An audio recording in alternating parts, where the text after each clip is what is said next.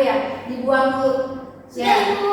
Ya, oke, kalau misalnya udah duduk lagi yang rapi, bukunya dikeluarin. Oke, bismillahirrahmanirrahim. Assalamualaikum warahmatullahi wabarakatuh. Waalaikumsalam warahmatullahi wabarakatuh. Oke, kalau misalnya ibu bilang masih semangat, kalian jawab tetap semangat, tetap semangat, semangat, gitu ya.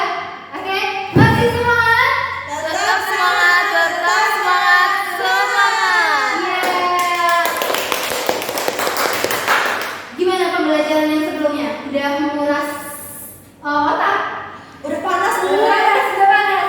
Gimana kalau kita ini di sini kita coba kita fokusin lagi, kita ada permainan, ibu ada permainan untuk kalian semua biar kembali konsentrasi ya.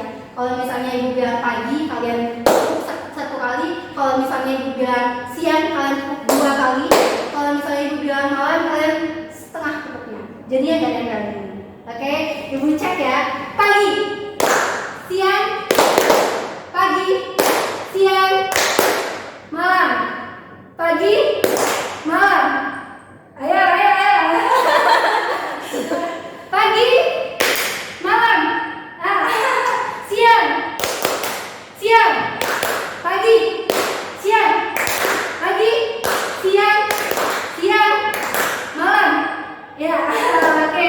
Udah fokus semua. Ternyata kan udah pada fokus semua, udah semangat semua nih berarti mungkin pembelajaran bahasa Indonesia ini ya. Udah dong, Luar biasa. Sebelumnya kita itu udah membahas terkait pembelajaran ini ya, teks berita. Hari ini kita lanjut ke teks cerita sejarah. Tapi sebelum memulai pembelajaran, mari kita doa dulu. Ibu lupa tadi ya, kita coba doa. Yuk, siapa yang mau memimpin? Ibu persilakan untuk memimpin perkuliahan kita, pembelajaran kita hari ini. Ya baik, untuk mulai pada pagi hari ini berdoa menurut agama masing-masing. Berdoa mulai. Berdoa selesai. Baik, terima kasih Cindy Aulia.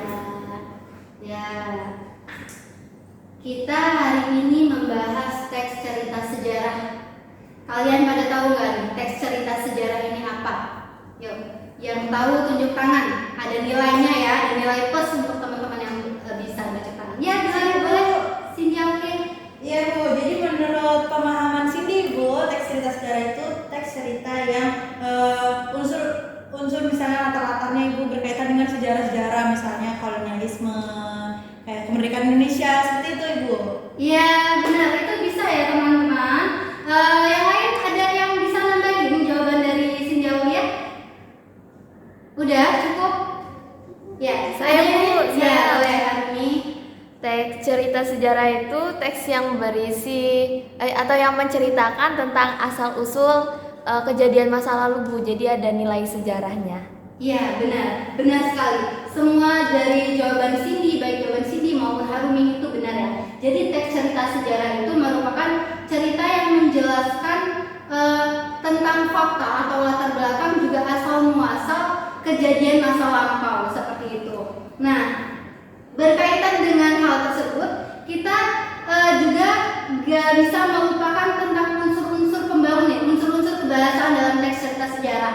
Kalau teman-teman mungkin waktu SMP bercerita tentang cerita pendek, ini teks cerita sejarah seperti apa sih? Apa bedanya gitu kan?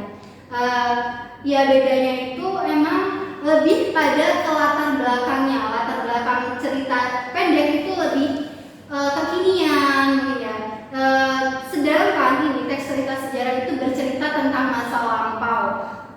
Waktunya itu waktu kejadian-kejadian lampau.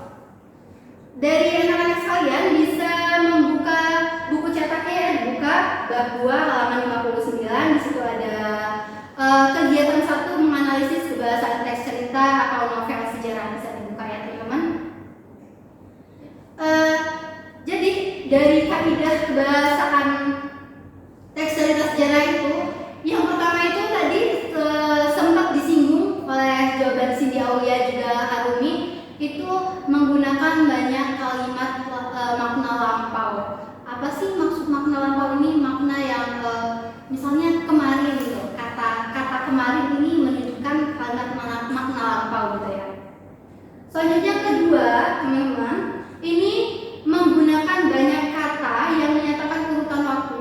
konjungsi kronologis atau temporal seperti sejak saat itu, setelah itu, mula-mula, atau ada yang lain. Nih, teman-teman ada yang tahu nggak? Yang lain apa nih? Menggunakan banyak kata yang menyatakan urutan waktu selain sejak saat itu, setelah itu. Kemudian Ibu. Iya, benar. Kemudian seperti itu. Selanjutnya bisa. Lalu juga bisa. Jadi temporal itu tentang konjungsi kronologis atau urutan waktu seperti itu. Yang ketiga itu menggunakan banyak kata kerja yang menggambarkan suatu kejadian atau kata kerja material. Ada yang bisa contohin, boleh baca dari buku itu, bisa tolong bacain contoh yang ada di situ. Ya boleh, Sinaulia, silakan baca. Ya. Contohnya. Di depan Ratu Biksuni Gayatri yang berdiri, Sri Gitarja duduk bersingkuh. Membantu tua itu melanjutkan tugasnya, kali ini untuk Sekar Kedaton Dyah-Wiyat yang terlihat lebih tegar dari kakaknya. Atau boleh jadi merupakan penampakan dari isi hatinya yang tidak bisa menerima dengan tulus pernikahan itu. Ketika para ibu ratu menangis yang menulari siapapun untuk menangis, dia lihat sama sekali tidak menitikkan air mata. Manakala menatap segenap wajah yang hadir di ruangan itu, yang hadir dan melekat di benaknya justru wajah Rakrian Tanca. Ayunan tangan Gajah Mada yang menggenggam keris di dada prajurit tampan itu masih terbayang melekat di kelopak matanya. Iya, ada yang tahu nggak nih kata kerja material itu seperti apa? Yang apa ya Bu ya? Gimana ya? Ya, baik, coba Ibu jawab ya. Jadi kata kerja material itu anak-anak, kata kerja yang menyatakan tindakan. Kalau di contoh yang Cindy baca tadi, itu ada menggenggam, itu bertindak gitu ya. Itu kata kerja material. Selanjutnya unsur dari teks cerita sejarah ini yang keempat adalah menggunakan banyak kata kerja yang menunjukkan kalimat tidak langsung sebagai cara menceritakan tuturan seseorang tokoh oleh pengarang. Contoh dari kata kerja kalimat tidak langsung nih, siapa yang bisa jawab? Iya, Sintia lagi sedikit bosan sebenarnya. Tidak yang lain gitu loh. Ayo dan yang lain bersuara juga. Tapi boleh Sintia sebutin dua aja ya Sintia. Menurut saya seperti itu Ibu. Lalu menceritakan tentang seperti itu Ibu.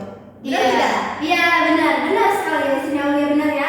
Ada yang lain dong, jangan Sintia terus, jangan Harumi Faktia terus. Ayo yang lain bisa jawab kata kerja atau kalimat yang menyatakan kalimat tidak langsung, kata kerja yang menunjukkan kalimat tidak langsung. Yuk, siapa? Iya, nah ini baru Dwi Susi ya. Silakan Dwi Susi. Di sini setahu saya itu mengatakan bahwa terus menceritakan tentang menurut, mengungkapkan. Iya, benar. Ya, benar. Jadi apa perbedaan kalimat tidak langsung dan kalimat langsung anak-anak? Jadi kalimat langsung itu ditandai dengan berdasarkan tanda petik sini. Tanda petik misalnya Harumi Faktia berkata, Harumi Faktia berkata,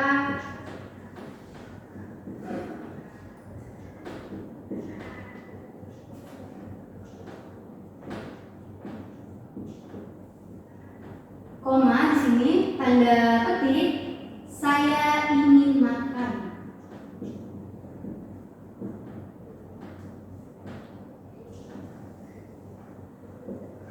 Nah, ini kalimat langsung. Ini tandanya, tanda petik terus koma di sini. Harumi Faktia berkata. Nah, sedangkan untuk yang kalimat tidak langsung itu tidak ada tanda petiknya. Dia langsung menceritakan, mendefinisikan.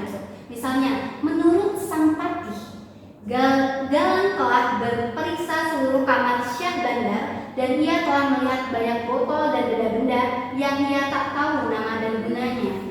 Menurut itu menunjukkan kata kerja kalimat tidak langsung. Paham ya anak-anak sekalian? Amin Bu. Ya, siap. Bagus. Selanjutnya yang kelima, ini menggunakan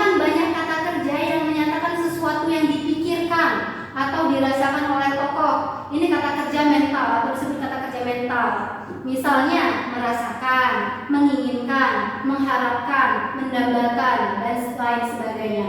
Itu ya perbedaan dari kata kerja material sebelumnya itu kata kerja tindakan, sedangkan kata kerja mental itu yang apa yang dirasakan, apa yang dipikirkan.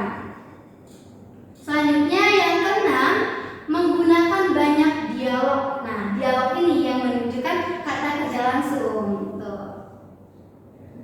Yang terakhir, yang ketujuh, ini menggunakan kata-kata sifat untuk menggambarkan tokoh, tempat, atau suasana. Baik, sampai di sini ada yang dipertanyakan? Ada yang ditanyakan anak-anak sekalian? Untuk yang mau tanya boleh angkat tangan. Bu, saya belum paham ini. Ibu, saya belum paham ini. Boleh ditanyakan ya? Ada yang mau bertanya? Cukup? Saya, Bu. Iya, boleh. Hari Fakia apa? Contoh kata sifat yang menunjukkan teks cerita sejarah itu gimana ya, Bu? Nah, ini bisa dilihat ya. Contoh kata sifatnya, misalnya di sini, misalnya kita kata sifat ini sebenarnya kata sifat ini sama saja gitu ya, sama saja pada umumnya gitu. Tapi kalau misalnya teks cerita sejarah biasanya itu berwibawa gitu. Sang raja yang sangat berwibawa. Nah, itu menunjukkan ya kata sifat yang mungkin identik dengan teks cerita sejarah seperti itu, yang lebih ke sejarah-sejarahan masa lampau seperti itu. Arumi, sudah terjawab? Sudah, Bu. Terima kasih ya, Bu. Iya, sama-sama. Ada yang bertanya lagi anak-anak sekalian? Sudah cukup? Baik. Karena sudah cukup, kita lanjut ke tugas. Oke? Kita tugasnya jelas ya dong. Ini untuk mengasah kemampuan kalian. Biar yang jawab jangan sini Awi aja, jangan Harumi aja gitu. Jangan Dwi Susi aja, yang lain juga bisa jawab. Oke? Kita tapi berkelompok, ini tugasnya berkelompok. Kita ada 36 ya, benar ya? 36 siswa, benar? Iya, Bu. Benar, Bu.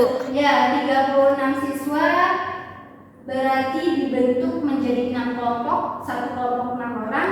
Itu kerjakan tugas tabel yang ada di buku cetak halaman 63, analisis unsur kebahasaan dalam teks cerita sejarah.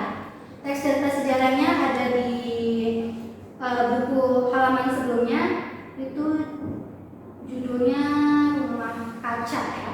Rumah Kaca halaman 56. Ibu tunggu sampai 15 menit. Kalau sudah, kita diskusikan bersama. Baik.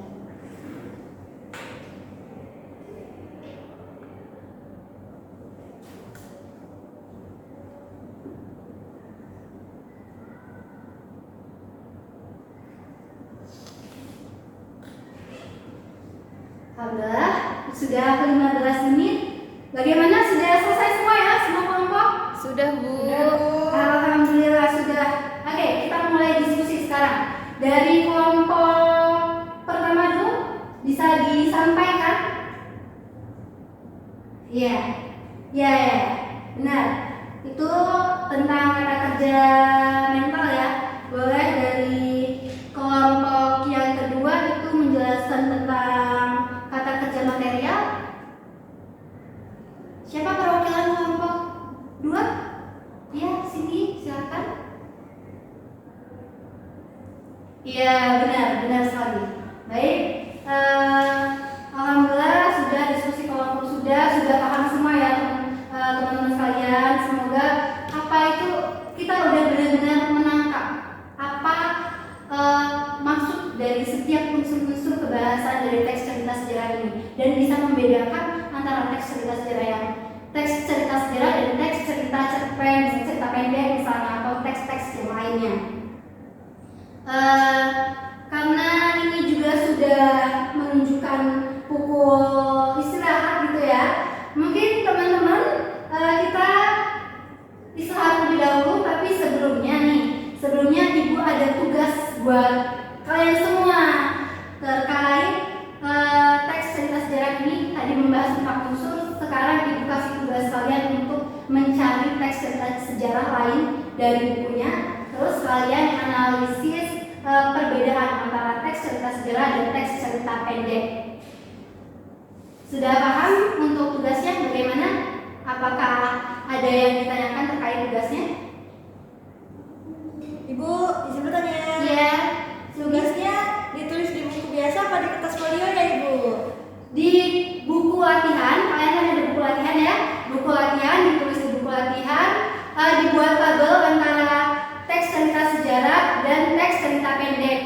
dibuat tabel, ditulis huruf tegak bersambung. Oke? Ya, kan Ya, tidak baik. Paham ya? Seperti biasanya ditulis di buku latihan tegak bersambung. Besok ibu tanyakan tugasnya, kalian kumpul berikut sama tugas kelompoknya ya sekalian. Tugas kelompoknya itu direvisi lagi, yang salah-salah juga diperbaiki atau ditambahkan tuh ya kurang-kurangnya. Yang sebelah sini tadi ada mental kerja mentalnya lumayan banyak, tapi yang kelompok 6 tadi masih ada sedikit, itu diperbaiki, ditambah gitu. Sama tugas yang ini individu, tugas ini individu ya, tugas membedakan teks cerita sejarah dan teks cerita pendek. Boleh mencari teks di mana saja. Itu untuk teksnya kalian print out aja. Tidak perlu ditulis. Yang kalian tulis di buku itu adalah perbedaan antara teks cerita sejarah dan teks cerita pendek. Oke? Sudah paham ya? Sudah, Bu. Sudah nggak sabar nih ya, kayaknya mau istirahat ya kan? Mau Iya, Ibu. makan yang lainnya. Iya ibu, belum sarapan. Masya Allah, udah ya habis ini kalian sarapan. Kita sarapan bareng. Ibu juga belum sarapan, ibu mau sarapan juga untuk sarapan siangnya. Makan siang sebenarnya bukan sarapan. Sarapan itu untuk pagi. Ingat ya, ini pelajaran bahasa Indonesia. Kita harus mengerti bahasa-bahasa yang baik dan benar. Baik ibu. Baik, sekian dari Ibu. Terima kasih. Semoga apa yang kita dapatkan hari ini bisa diterapkan untuk selanjutnya. Tidak lupa untuk pekan-pekan berikutnya. Baik, terima kasih. Ibu akhiri. Wabillahi taufiq wal hidayah. Wassalamualaikum